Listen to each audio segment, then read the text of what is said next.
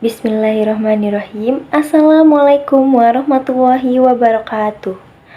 Perkenalkan, nama saya Aninda Bilqis Abdullah dari Prodi Pendidikan Bahasa dan Sastra Indonesia dengan NIM 2404040018. Pada kali ini saya akan menjelaskan tentang dasar, fungsi, dan tujuan pendidikan nasional. Nah, sebenarnya pendidikan nasional itu apa sih? Pendidikan nasional adalah sistem pendidikan yang diterapkan oleh suatu negara untuk mencerdaskan kehidupan bangsa dan memajukan kesejahteraan masyarakatnya. Di Indonesia sendiri, pendidikan nasional berdasarkan pada Pancasila, Undang-Undang Negara Republik Indonesia tahun 1945 yang berakar pada nilai-nilai agama, kebudayaan nasional Indonesia, dan tanggap terhadap tuntutan-tuntutan perubahan zaman. Nah, dasar-dasar pendidikan nasional itu apa saja sih? Meliputi 3. Yang pertama yaitu Pancasila, yang kedua Undang-Undang Dasar Negara Republik Indonesia. Struktur pendidikan nasional itu apa sih? Struktur pendidikan nasional adalah kerangka sistematis yang mengatur sistem pendidikan di Indonesia. Tentang pendidikan nasional Seperti satu, jenjang pendidikan. Nah, jenjang pendidikan itu seperti SD, SMP, SMA. Yang kedua, jalur pendidikan seperti formal dan non-formal. Contoh formal seperti sekolah dan kampus, dan non-formal seperti kursus, pelatihan atau bimbingan belajar.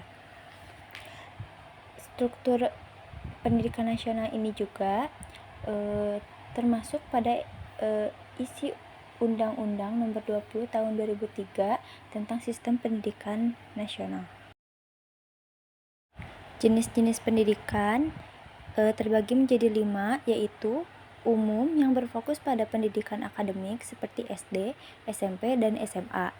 Yang kedua, kejuruan, pendidikan yang menyiapkan siswanya untuk memasuki dunia kerja seperti SMK dan politeknik. Yang ketiga, keagamaan yang berbasis agama seperti madrasah dan pondok pesantren. Yang keempat, khusus, pendidikan untuk siswa yang memiliki atau berkebutuhan khusus seperti sekolah SLB. Dan yang kelima, layanan khusus bagi kelompok masyarakat yang membutuhkan layanan pendidikan berbeda seperti pendidikan di wilayah terpencil. Contoh kegiatannya seperti volunteer.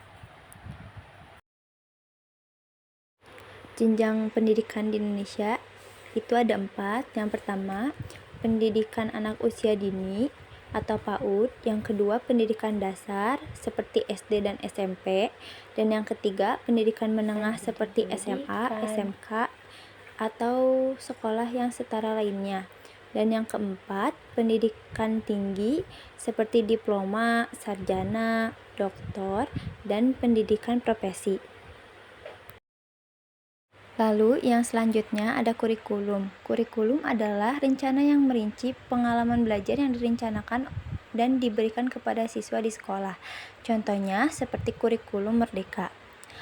Kurikulum Merdeka ini membebaskan siswanya untuk memilih mata pelajaran sesuai minat dan bakat mereka serta mendukung pelajaran lintas mata pelajaran.